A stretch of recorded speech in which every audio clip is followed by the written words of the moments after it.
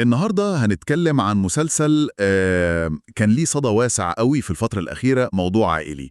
المصادر اللي معانا بتحلل المسلسل ده بشكل مفصل، القصة بتاعته، الشخصيات، وإيه الرسالة اللي وراه، وطبعا سر شعبيته الكبيرة دي اللي وصلت تقييم 9 من 10. فعلا هو نموذج مهم. يعني المصادر بتوضح إزاي قدر ياخد قضايا عائلية ممكن تكون شائقة شوية، ويقدمها بشكل خفيف ومحبب للناس. تمام، خلينا نبدأ بالقصة الأساسية. المحور هو شخصية إبراهيم، اللي هو ماجد الكدواني، راجل اختار يكون لوحده بعيد عن جو العيلة بعد ما مراته توفت وحصل خلافات زمان. وفجأة كل ده بيتغير، بيكتشف إن عنده بنت سارة اللي هي رنا رئيس، وكمان مطلوب منه يكون الوصي عليها. النقطة دي بالذات، اكتشاف الأبوة، هو ده اللي حرك كل حاجة تقريبا حسب التحليلات. مش بس الأحداث الدرامية، لأ، ده كمان مصدر الكوميديا الأساسي. إزاري؟ ارتباكه هو شخصياً إبراهيم، ومحاولاته إنه يكون أب بجد وهو مش فاهم قوي. الكوميديا هنا طالعة من الموقف نفسه، مش مفتعلة. صحيح، وده بيخلينا نسأل السؤال اللي بتطرحه المصادر: هي الأبوة دي إيه بالظبط؟ مجرد اسم في شهادة ميلاد، ولا هي أفعال؟ بالظبط.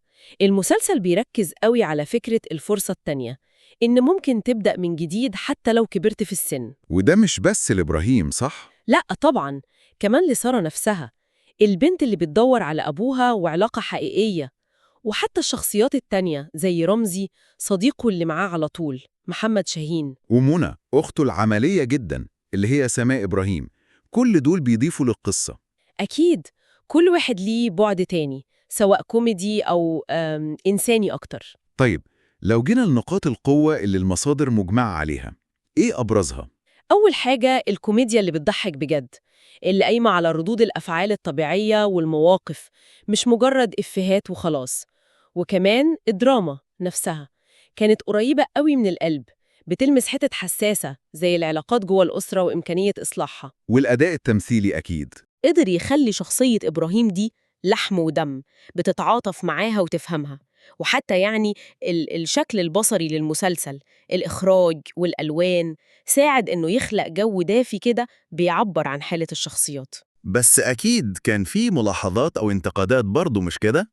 المصادر ذكرت حاجة زي دي؟ طبعا مفيش عمل كامل.